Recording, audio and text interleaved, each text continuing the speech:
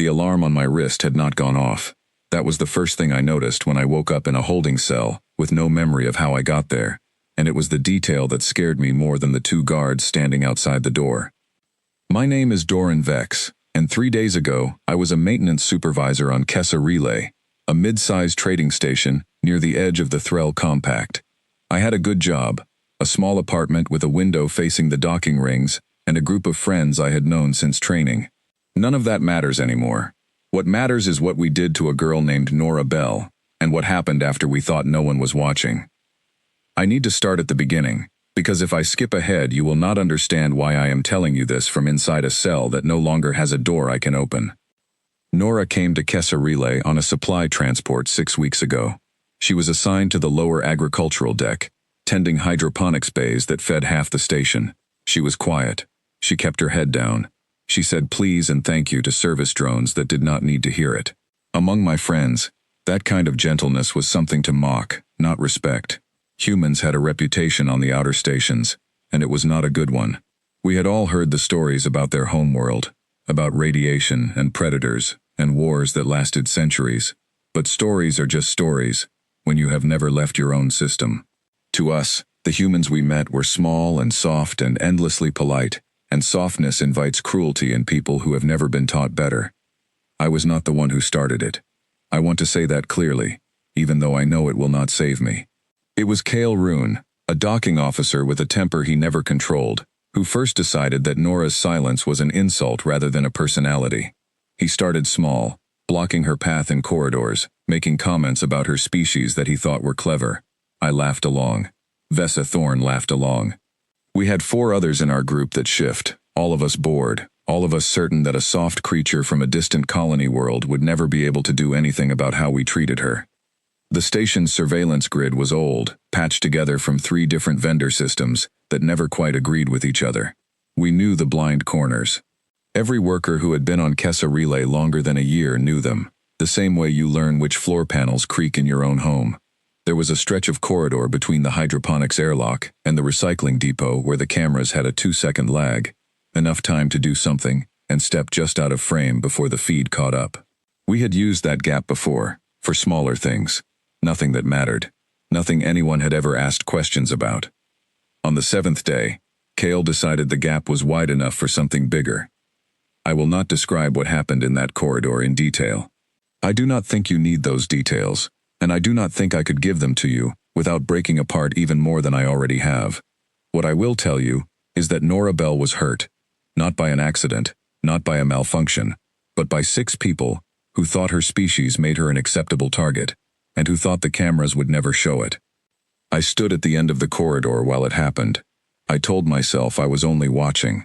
I did not stop it, and standing there while it happened makes me exactly as responsible as the ones who acted, no matter how many times I tell myself otherwise in the dark. When it was over, Nora did not scream, and she did not run. She stood up slowly, favoring one side, and she looked at each of us in turn, one face at a time, as if she were memorizing something. Cale laughed and told her no one would ever know. She did not answer him with words. She reached up and touched 2 fingers to her own collarbone, just above where a small silver pin was fastened to her uniform, and she said only 5 words before she turned and walked away. "They already know," she said. "They always know." We laughed about it afterward, over drinks in the Union Hall, the way you laugh at something that frightens you a little more than you want to admit. Cale made a joke about human superstition, about how they probably prayed to their ancestors, or some old-world nonsense. Vessa said Nora was just trying to scare us because she had no other way to fight back, and that made sense to everyone, because it was the story we wanted to believe. I want to tell you I felt guilty in that moment. I did feel something, a cold weight low in my chest that would not go away no matter how much I drank, but I told myself it was nerves, not conscience. I told myself the same thing everyone tells themselves right before the truth arrives, to prove them wrong. 2 days later, I went to check the corridor footage myself, just to be sure, because the weight in my chest had not gone away, and I needed the reassurance that our old blind spot had held. I pulled up the archive on my terminal and searched the timestamp. The footage was there. That was the first strange thing, because the gap should have swallowed it whole the way it always had. I watched the corridor entrance, waited for the 2-second lag we always counted on, and there was nothing. No lag, no blind spot. Just Kale, Vesa, myself and the others, standing in that corridor exactly where we should not have been recorded, every second accounted for, every face clear. I told myself it was a system update. Stations updated surveillance software all the time, and maybe someone had finally patched the old vendor conflict that created our gap in the first place.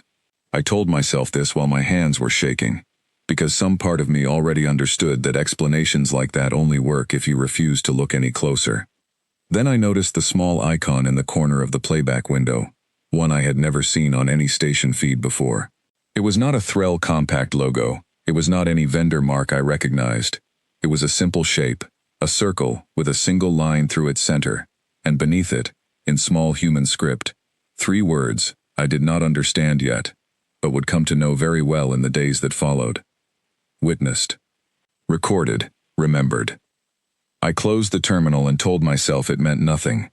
I went home, and I did not sleep, and somewhere in the vents above my apartment, for the first time in 6 years of living in that building, I heard a sound that was not the recycling system. It was faint, almost nothing, a small mechanical hum that paused whenever I moved toward it, and resumed whenever I stopped. I told myself it was nothing. I was wrong about that too, the same way I had been wrong about everything else since the moment we decided a quiet girl from a Deathworld colony would never be able to make us answer for what we did. The next morning, Kale did not show up for his shift. When station security finally reached his apartment, they found the door open and his personal terminal wiped clean, every file erased, except one video file that had been placed neatly in the center of his desktop, waiting to be found. No one on our crew got to see what was in it, but every one of us who had stood in that corridor received a message within the hour, sent from an address none of our systems could trace, containing only a single line. You were seen, all of you. Even the ones who thought watching was different from doing. I sat with that message for a long time, before I understood it was not a threat. It was a fact, delivered as calmly as a weather report, and somehow that calmness frightened me more than any anger could have. Whoever had sent it was not afraid of us, was not rushing, was not even particularly interested in making us suffer for the sake of suffering. They were simply informing us that the accounting had already begun, and there was nothing left for us to do but wait for it to reach our names. I went looking for Nora after that, some foolish part of me hoping that an apology might undo what a message like that implied. Her quarters on the agricultural deck were empty, her hydroponics bay reassigned to a maintenance drone within a day of her disappearance, as if she had never been posted there at all. When I asked the deck supervisor where she had gone, he looked at me the way you look at someone standing too close to a live reactor core, and he told me that some questions were not safe to keep asking. I did not understand what he meant then. I understand it now. What I did not know on that first day, what none of us knew as we sat in the Union Hall laughing about human superstition, was that the silver pin on Nora's collar was not decoration, it was not jewelry, and it was not a rank marker from any compact fleet we had ever dealt with. It belonged to something older than our station, older than most of the trade routes we relied on, a system built by humanity long before they ever expanded past their own solar system, quiet and patient, and utterly without mercy for those who assumed its silence meant its absence. We thought no one had seen what happened in that corridor. We were wrong, in a way that would take the rest of my life to fully understand, and by the time I did understand it, understanding was the only thing I had left. 3 days after Kale vanished, station administration called an emergency briefing for every department head, and I was told to attend because my supervisor position made me responsible for the maintenance logs from the affected corridor. I sat in a room with 40 other station officials, all of us pretending we did not already suspect why we had been summoned, while the station director, a heavy-set Threll named Orlan Miska, stood at the front of the room, with a face I had never seen him wear before. He looked afraid, and Orlan Miska did not get afraid. He had survived 2 hostile boarding actions and a reactor breach in his career. Whatever had put that expression on his face was not something he had a plan for. He told us that Kessa Relay had received a formal notice from an organization called the Human Continuity Office, a name none of us recognized, requesting full cooperation in what they described only as a verification process related to an incident on our station. He told us that our trade licenses, our docking agreements, and our supply contracts with 3 separate human colonies were now flagged pending the outcome of that verification. He told us, in a voice that cracked slightly on the words, that the Human Continuity Office did not operate through compact diplomatic channels, did not answer to any council we had representation on, and had never, in the 2 centuries since first contact, failed to complete an investigation it opened. I raised my hand and asked what kind of organization operated outside every framework we understood. Orlan Miska looked at me for a long moment before answering, and I have never forgotten what he said. The kind humanity built quietly, a long time ago, after they decided they would never again let harm to one of their own go unanswered, simply because the harm happened somewhere far from home. The room went very still after that. I remember looking around at the other department heads, searching their faces for the same fear crawling up my spine, and finding it reflected back at me in nearly every pair of eyes in that room. We had all grown up hearing that humans were the newest species in the wider galaxy. Inexperienced, sentimental, easy to underestimate. No one in that briefing room was thinking that anymore. Over the following week, small things began changing across the station, so gradually that if you were not paying attention, you might have missed the pattern entirely. Automated systems that had always run without much oversight began flagging discrepancies no one had ever noticed before. Security logs that should have taken hours to pull were suddenly compiled and ready before anyone requested them, sitting in shared folders as if someone, or something, had anticipated exactly what would be asked for and prepared it in advance. Doors on the lower agricultural deck that had been broken for months were suddenly repaired overnight, though no maintenance request had been filed and no work order existed in any system I checked. I went to my friend Vessa Thorne, hoping she might have answers, or at least the comfort of shared fear. I found her in her apartment with the lights dimmed and every terminal in the room unplugged, sitting on the floor with her back against the wall like a child hiding from a storm. They took my access, she told me, before I had even closed the door behind me. Every credential I have. Bank access, ration authorization, even my transit pass for the lift system. Gone. All at once, like someone reached into my life and pulled a single thread until everything came apart. I asked her who had done it, and she laughed, a small broken sound with no humor in it at all. Does it matter who? It's not a person, Doran. It's not even a department. It's like the whole station quietly decided I don't exist anymore, and nobody had to give an order for it to happen. The systems just knew. I did not want to believe her, so I checked my own accounts that night and found nothing wrong, which frightened me even more than if I had found the same erosion she described. It meant whoever was responsible was not acting randomly. They were proceeding in order, methodically, working through a list that had somehow already been assembled before any of us understood we were on it.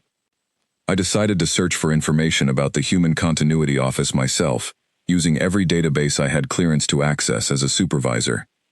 Most of what I found was fragments, second-hand accounts from station workers on other outposts who had encountered the organization before and were reluctant to discuss what they knew. One account, from a cargo handler on a station 3 systems away, described the organization as something that predated humanity's first alliance with any alien species, a promise made among humans themselves during the earliest and hardest years of their expansion into space, when they had learned through repeated and painful experience that other species would sometimes see their willingness to extend trust as an invitation to exploit them. The promise, as this cargo handler described it, was simple. No matter where a human went, no matter how far from their homeworld, no matter how isolated or unprotected they might seem to outsiders, they would never actually be alone. Every human carried, whether they spoke of it or not, a connection back to a network built specifically to notice when one of their own was harmed, and to respond without hesitation, without negotiation, and without any interest in whether the offending party found the response proportionate. I read that account 3 times before I fully understood what it meant. It meant the silver pin on Nora's collar had not been decoration or rank insignia at all. It had been a beacon, quiet and constant, transmitting on frequencies our surveillance systems were never designed to detect, feeding information to a network that had been listening the entire time we assumed we were operating in a blind spot. The cameras had never truly looked away. They had simply stopped being the only things watching. I brought this information to Orlan Miska, hoping that understanding the threat might help the station negotiate some kind of resolution, some path back to normal operations. He listened to everything I had gathered, and then he told me something that ended whatever hope I still had.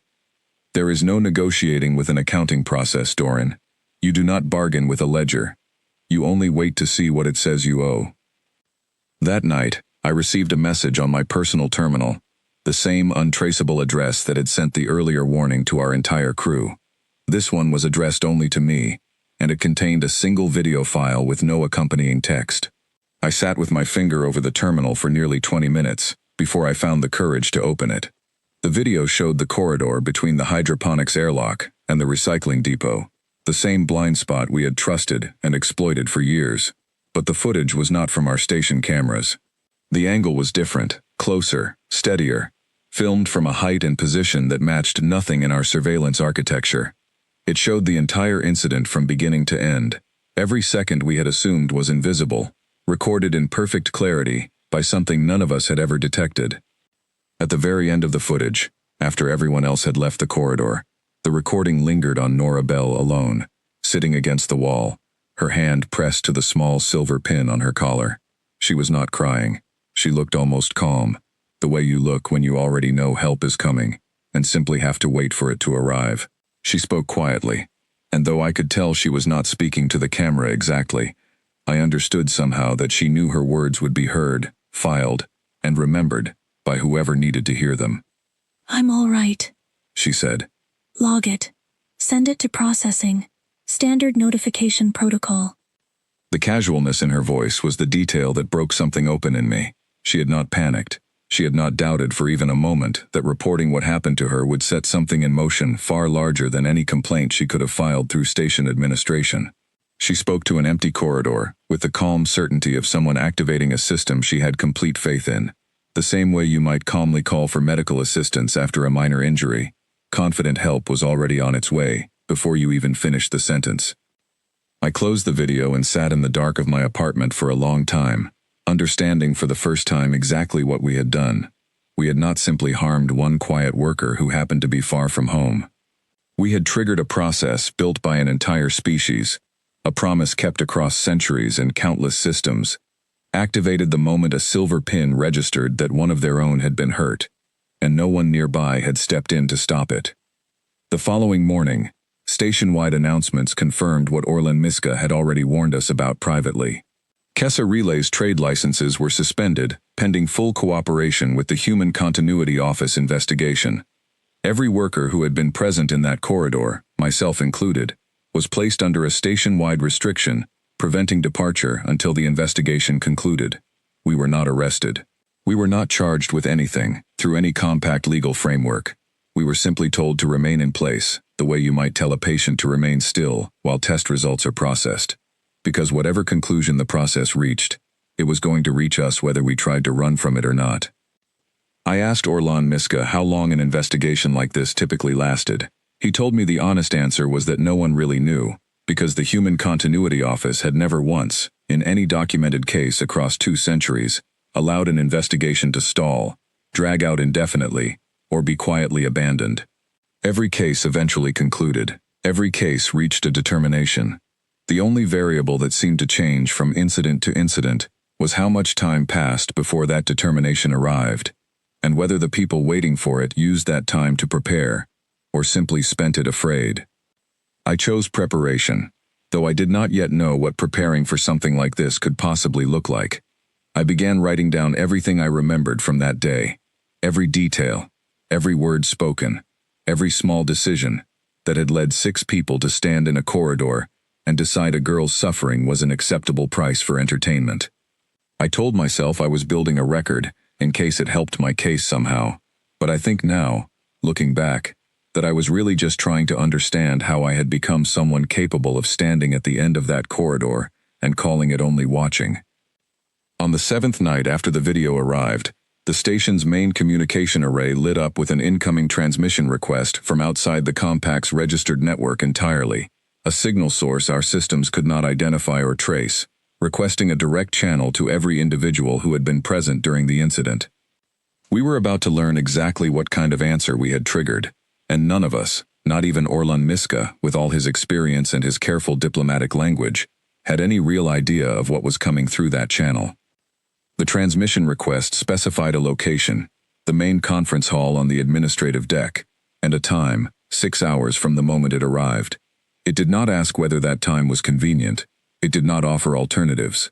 It simply stated the coordinates and the hour, the way you might state a fact about the position of a star, something so certain it required no negotiation. I spent those 6 hours the way I imagine a person spends the hours before a medical procedure they cannot postpone, cycling between numb acceptance and sudden waves of panic that left my hands shaking. I tried to eat and found I could not. I tried to sleep for even a short while, and found my mind would not quiet enough to allow it. Instead, I walked the corridors of Kessa Relay one more time, past the docking rings, past the hydroponics deck where Nora had once tended her plants, past the Union Hall, where we had laughed about human superstition less than 2 weeks earlier, and everywhere I walked I felt the station differently than I ever had before. It no longer felt like a place I had lived and worked for 6 years. It felt like a place holding its breath, waiting to see what would happen to the people inside it. By the time the 6 of us gathered in the conference hall, all 6 who had been present in that corridor, I understood that none of us had spoken to each other privately since the investigation began. We had scattered, each retreating into our own fear, and seeing them again for the first time in days told me everything I needed to know about how this experience had changed each of us. Kale Roon, once so certain and loud, sat hunched in his chair, refusing to meet anyone's eyes. Vessa Thorne looked as though she had not slept properly since our last conversation, her hands wrapped around a cup of cold tea she never drank from. The other 3, workers I had known less closely but who had stood in that corridor beside us, wore expressions ranging from defiance to open terror, and I understood that within our small group, the accounting had already begun to divide us long before any formal judgment arrived. Orlan Miska stood at the head of the room, along with 2 compact legal representatives who had been brought in specifically for this meeting, though it quickly became clear that their presence was more ceremonial than functional. When the transmission activated precisely at the stated hour, no delay, no technical adjustment required, a holographic projection filled the center of the room, and I understood immediately that whatever we were looking at was not a person in the traditional sense, though it spoke with a voice that carried unmistakable human cadence and warmth. The projection resolved into the image of a woman standing in what appeared to be a simple office, gray walls, a desk with nothing on it but a single data terminal, nothing about the setting suggesting military authority or grand ceremony. She introduced herself as Claire Ashworth, a coordinator with the Human Continuity Office, and her voice was calm in exactly the same way Nora's had been calm in that recorded footage, unhurried, certain, entirely without the need to perform anger or intimidation, because the process itself did not require theater to be effective. "I want to begin," Claire Ashworth said, "by telling you something about how this office operates, because I think you have spent the last several days imagining something far more dramatic than what we actually are." She explained, in plain and measured language, that the Human Continuity Office had been established generations ago, not by any government or military body, but by ordinary humans who had lived through the earliest and most dangerous years of expansion beyond their homeworld, a time when humanity had no allies, no established reputation, and no guarantee that any species they encountered would treat isolated human workers, colonists, or travelers with basic decency. In those early years, she said, humans learned through repeated and painful experience that vulnerability invited exploitation from certain kinds of people, regardless of species, and that waiting for distant governments or slow-moving councils to address harm done to individuals far from home meant that harm often went entirely unanswered. So they built something else. Not an army, not a police force in the traditional sense, but a network of quiet observation and unwavering follow-through, embedded into equipment every human carried when traveling beyond protected territory, connected to a system whose only purpose was to notice when a human was harmed, verify what had happened without bias or delay, and ensure that consequences arrived, regardless of how remote the location or how confident the offending parties were that no one would ever find out. "We do not punish out of anger," Claire Ashworth said, and I remember the exact stillness of the room as she spoke those words. "We do not act out of a desire for revenge, and we take no satisfaction in what happens to people who harm one of ours. What we provide is certainty, a promise, kept consistently for generations, that no human will ever be truly alone, no matter how far they travel from home, no matter how isolated the circumstances, no matter how confident the people around them are, that consequences will never arrive. I asked, my voice barely steady, how the system had detected what happened in that corridor, when our own surveillance grid had been designed specifically to miss it. Claire Ashworth's expression did not change, but something in her tone shifted slightly, becoming, if possible, even more precise. Every human working or traveling in territory outside directly governed human space carries a passive monitoring device, integrated into standard identification credentials, that continuously verifies physical and situational status. This is not surveillance in the way your station cameras operate. It does not record conversations.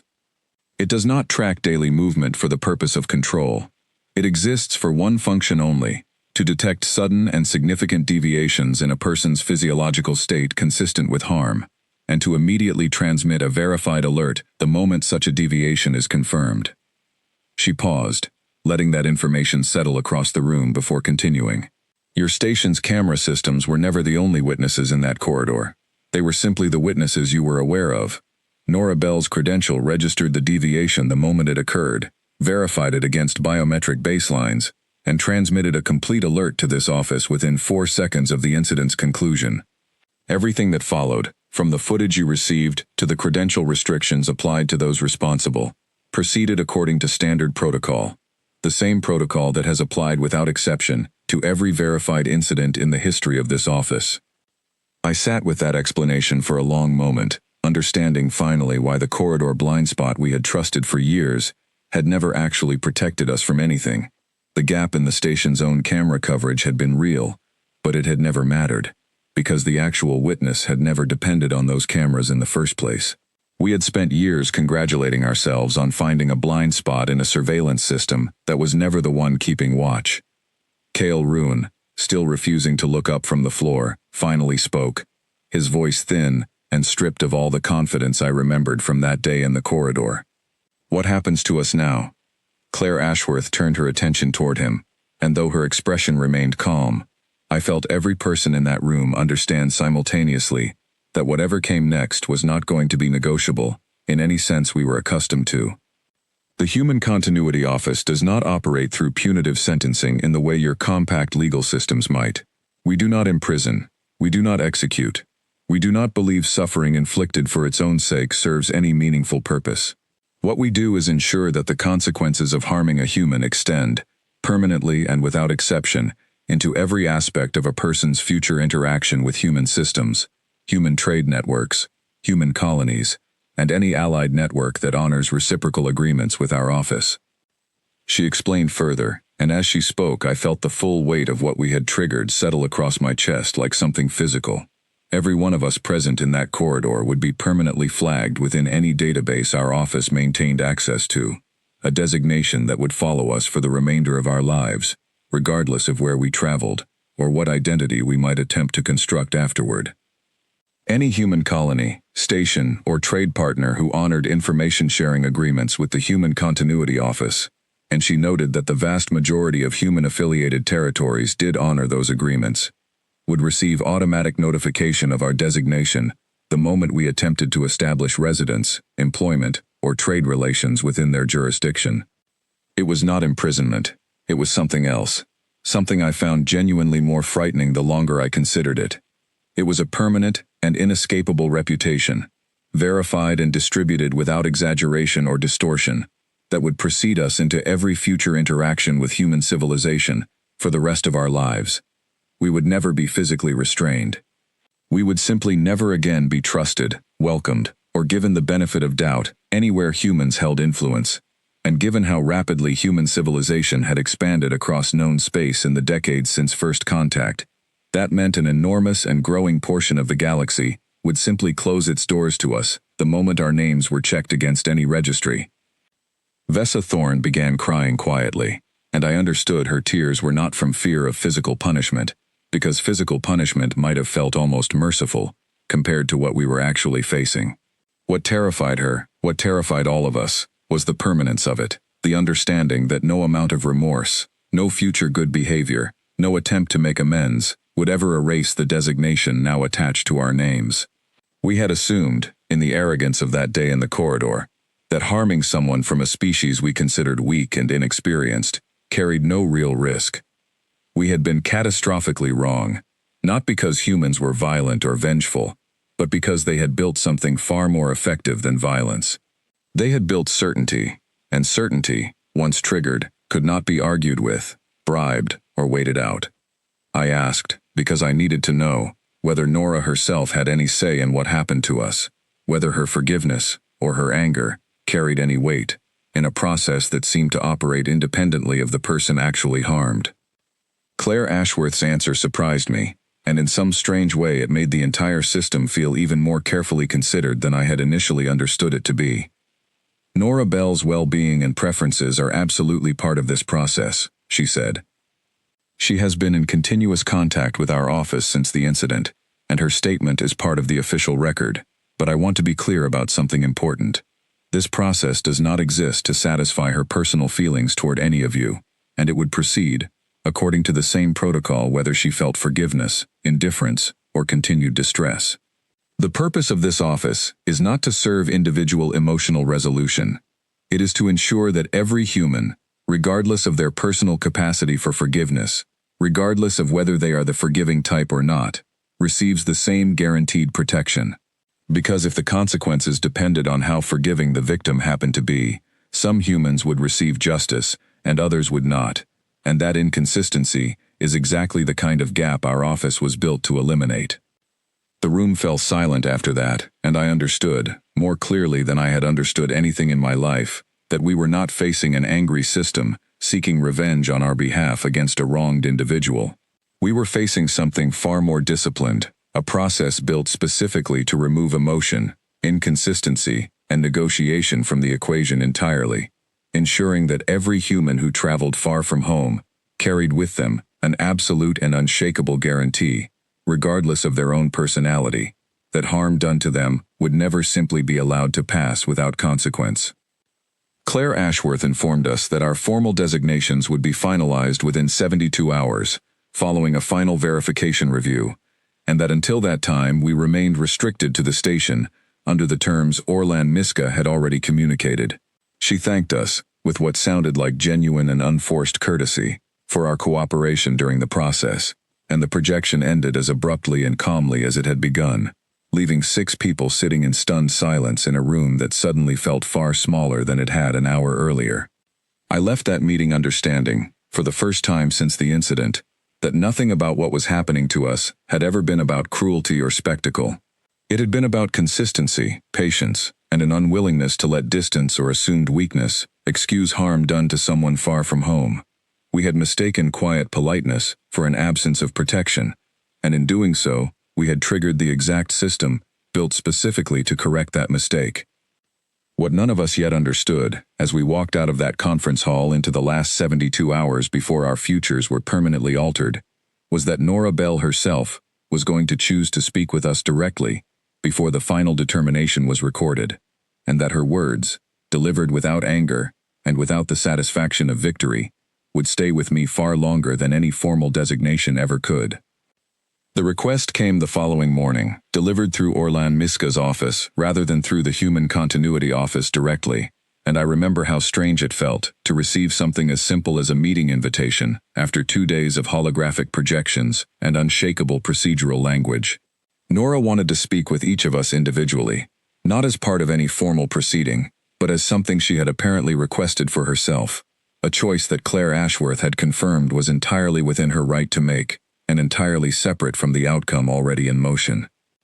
I did not expect to be granted that conversation. Given what I had done, standing at the end of a corridor and calling my stillness something other than complicity, I assumed Nora would have no interest in seeing my face again for any reason. When my turn came, 2 days after the group meeting, I walked into a small private room on the administrative deck, with my hands shaking so badly I had to keep them pressed flat against my sides. Nora was already seated when I entered, and the first thing I noticed was how ordinary she looked. Not fragile in the way we had once assumed, not triumphant in the way I might have expected given everything set in motion on her behalf.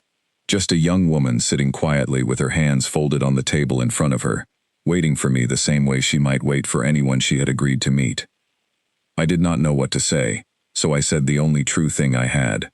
I told her I was sorry, and I told her that sorry felt like an insultingly small word for what I owed her, and I told her that I understood if nothing I said would ever mean anything to her, given what I had allowed to happen while I stood at the end of that corridor telling myself watching was different from acting. She listened without interrupting, and when I finished, she was quiet for a long moment before she spoke. "I'm not going to tell you it's fine," she said. "It isn't, and I don't think pretending otherwise would help either of us. But I also didn't ask to see you so you could apologize to me. I asked because I wanted you to understand something about what happened, something I don't think you or anyone else on this station has fully grasped yet." I asked her what she meant, and she leaned back slightly, choosing her words with the same unhurried care I had noticed in Claire Ashworth's voice, and I began to understand that this quality, this refusal to rush toward either forgiveness or anger, might simply be something humans learn to carry with them, once they understood how thoroughly they were protected. "You and your friends assumed I was an easy target because I was quiet," she said. "You assumed politeness meant weakness, and you assumed being far from home meant being unprotected. I want you to understand that every human who leaves their homeworld carries the same protection I do. It isn't something special about me. It isn't because I'm important or connected to anyone powerful. It's because humanity decided, a long time ago, after learning the hard way what happens when you don't, that no one gets left unprotected just because they happen to be quiet, or young, or far away, or easy to underestimate." I asked her, because I needed to understand, whether she had known from the very beginning, standing in that corridor, that the system would respond the way it did. "I knew," she said simply, "not the details. Not exactly how quickly, or exactly what would happen to each of you, but I knew the moment it happened that it had already been recorded, verified, and sent. I knew because that certainty is the entire point. It isn't supposed to feel like a threat hanging over anyone's head. It's supposed to feel like something you can trust completely, the way you trust that gravity will hold you to the floor. I didn't have to fight back in that corridor, because fighting back was never actually my responsibility. My only job was to survive long enough for the system that already existed to do what it was built to do." I sat with that for a long moment, understanding that everything about how we had approached that day, our assumptions about her vulnerability, our confidence in our own blind spots, had been built on a fundamental misunderstanding of what it actually meant to encounter a human far from their homeworld. We had seen quietness and mistaken it for an absence of protection, when in reality, it had simply been the calm of someone who had never once doubted that protection existed. I asked her, finally, whether she hated us, whether some part of her wanted to see the harshest possible outcome applied to each of us who had stood in that corridor. She considered the question carefully before answering. "I won't pretend I don't feel angry sometimes, especially late at night, when I can't sleep, and I remember exactly how it felt. But hatred isn't really useful to me, and it isn't the point of any of this. The point was never to make you suffer as much as possible. The point was to make sure this kind of thing becomes harder and harder to get away with, on this station and every other station like it, until eventually people like you stop assuming it's even possible in the first place.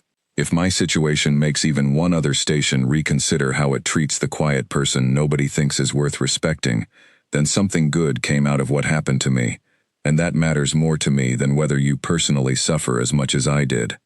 Her words stayed with me long after I left that room, and over the following days, as I spoke quietly with a few of the others who had also met with her individually, I learned that she had said some version of the same thing to each of us, adapted slightly, but carrying the same core message every time.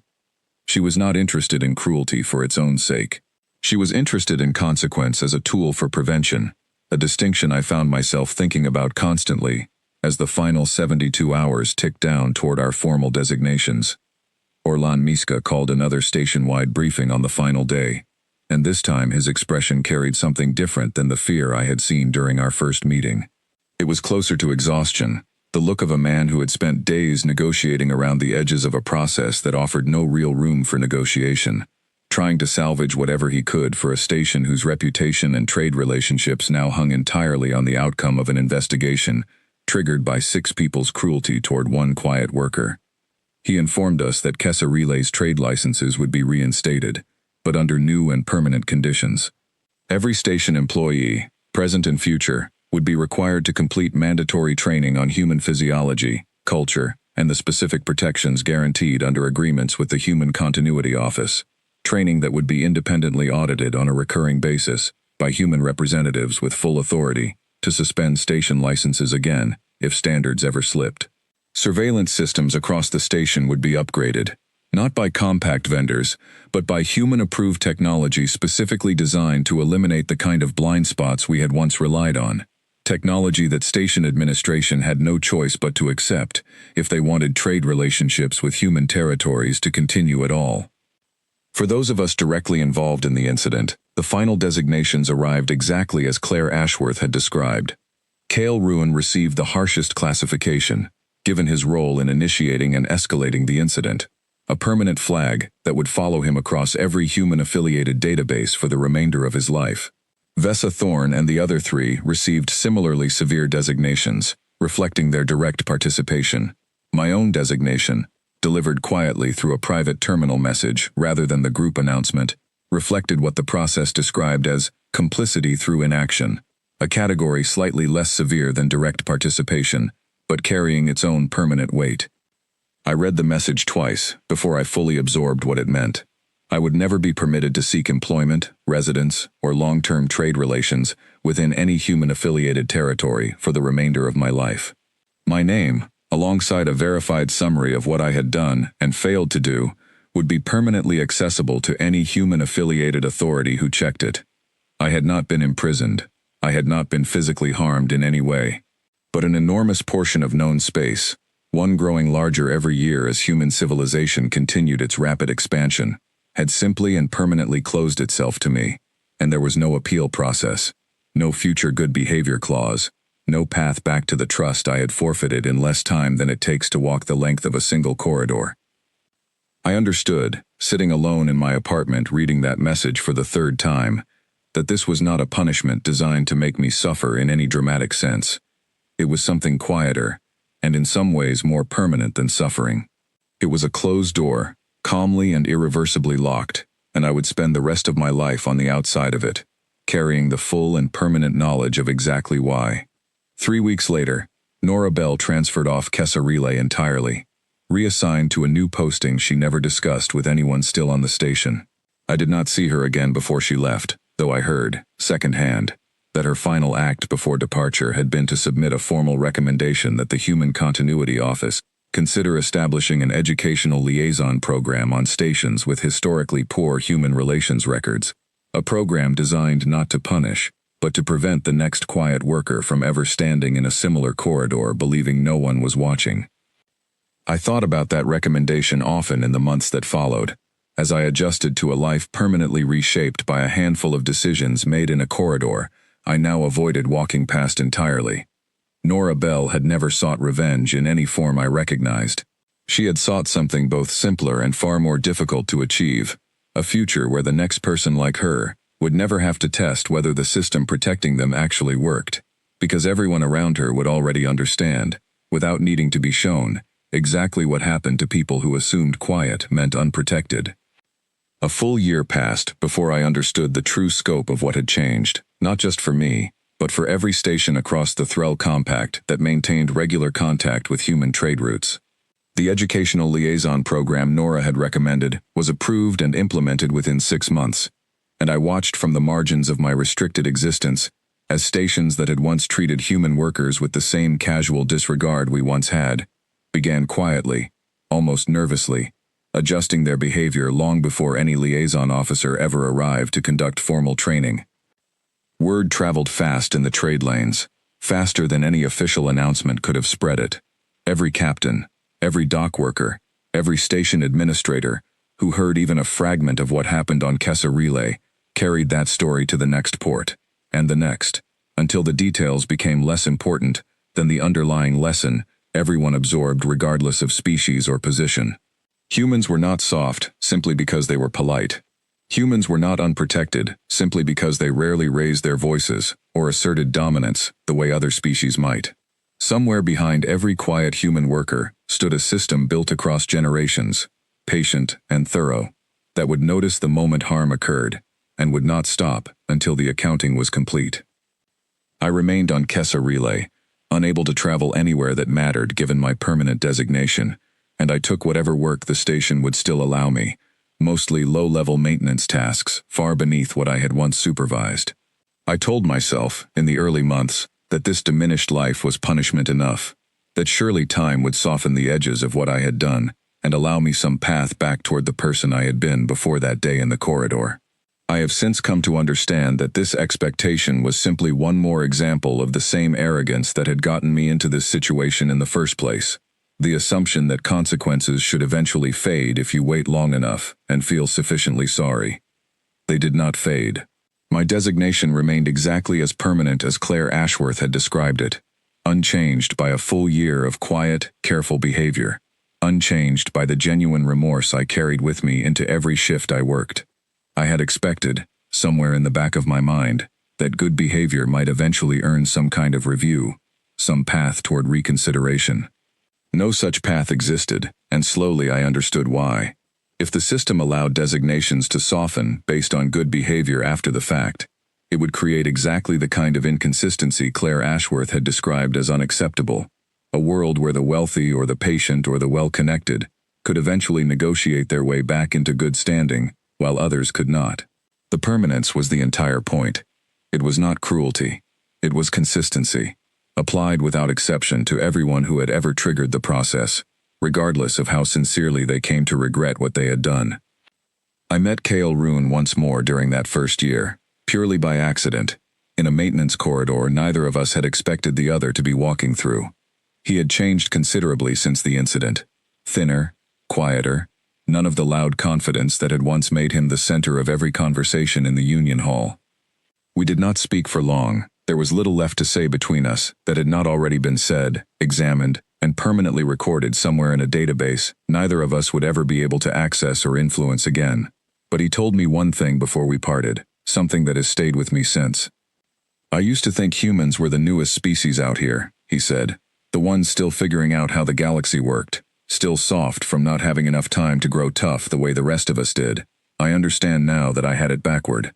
They didn't need time to grow tough. They arrived already knowing exactly how dangerous being underestimated could be, because they learned it the hardest way possible, long before any of us ever met them. We just never bothered to ask why they built what they built." I think about that conversation often, along with everything Nora told me during our brief meeting before her transfer, and I have come to understand something about that day in the corridor that I did not understand while it was happening. We had assumed that surveillance was the only form of witnessing that mattered, that a camera's blind spot represented true invisibility, true safety from consequence. We were wrong, in the most fundamental way possible. The cameras had never been the only witnesses. They had never even been the important ones. The true witness, patient and quiet and utterly reliable, existed within the very fabric of how humanity protected its own, embedded so thoroughly into their culture and their technology, that a person could stand in what looked like an empty corridor and still be completely, permanently seen.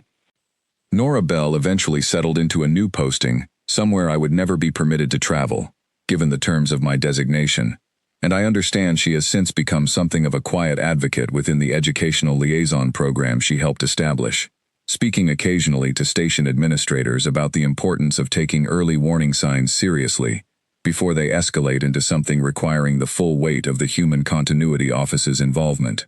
I have never spoken with her again since that final conversation, and I do not expect that I ever will. But I think about what she told me constantly, especially the part about her only job being to survive long enough for a system she trusted completely to respond the way it was designed to. I used to believe that strength meant loudness, aggression, the willingness to dominate a room or a corridor through sheer force of presence. Kale Rune believed the same thing, and it was that belief, more than anything else, that led him to decide a quiet human girl represented an easy target, rather than someone protected by something far stronger than any individual show of force could ever be. I understand now that real strength sometimes looks exactly like quietness, exactly like patience, exactly like someone who never needs to raise their voice because they already know, with complete and unshakable certainty, that they are not facing whatever comes next alone. The station continues to operate under its new agreements, its new surveillance systems, its mandatory training programs that every new employee completes before their first shift. I see the changes reflected in small ways throughout my daily work, in how carefully people speak around any topic touching on human relations, in how quickly minor complaints from human workers are escalated and addressed, before they can ever grow into something larger. Kessa Relay learned its lesson thoroughly, though the lesson cost far more than any of us who triggered it ever imagined it would when we stood laughing in the Union Hall about human superstition. I do not know if Nora Bell ever thinks about Kessa Relay, about the corridor, about the 6 of us who once decided her gentleness made her an acceptable target for cruelty.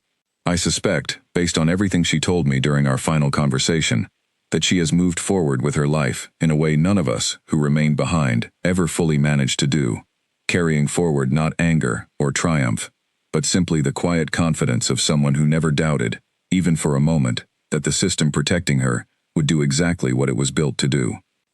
I finish this account not as a warning, though I suppose it functions as one regardless of my intentions, but as a record, the same kind of record I imagine countless others across countless stations have written in the aftermath of their own encounters with what humanity built to protect its own. We thought no one saw what happened in that corridor. We were wrong, and the cost of that mistake will follow every one of us for the remainder of our lives, a permanent and inescapable reminder that the cameras were never the only ones watching, and that somewhere behind every quiet human, far from home and far from help, stood something patient, something certain, and something that would never, under any circumstances, allow their silence to be mistaken for their absence.